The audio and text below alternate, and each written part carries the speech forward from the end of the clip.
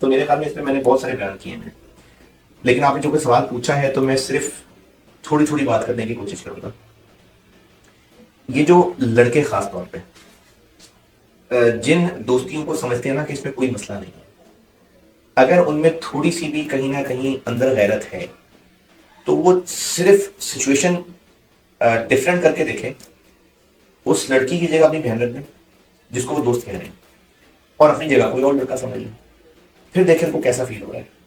کیا ان کا ضمیر کہے گا کہ ہاں یہ دوستی ٹھیک ہے؟ تو پھر اس کا ایک ہی جواب ہوا کہ وہ بغیرت ہو چکا ہو.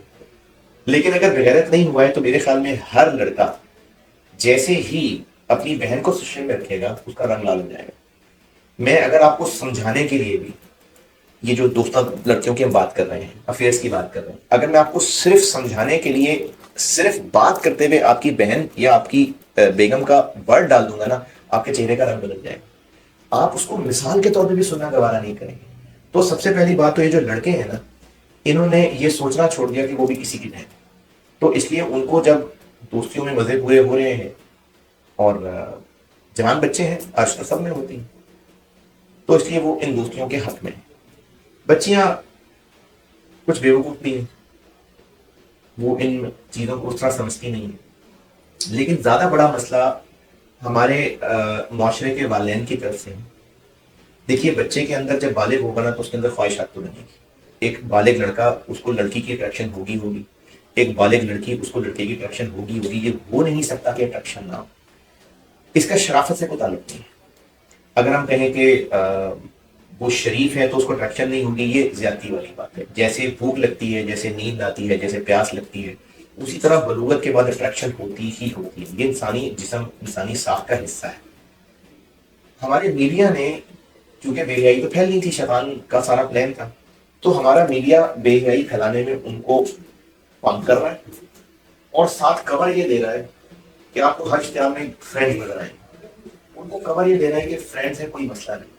اس کے پیچھے نا وہ بیسیکلی میڈیا بے حیائی پھیلا رہا ہے. یہ چیز والدین کو سمجھ کے کنٹرول کرنی پڑے. ہمارا سی اے کا پروفیشن بہت ڈفرینٹ ہے یونیورسٹی سے.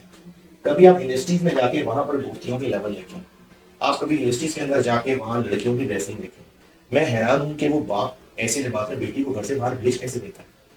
چلو باپ تو شاید صبح صبح چلا جاتا، اس کو تو پتا بھی نہ ہو، ماں کیسے بھیج دیتی ہے؟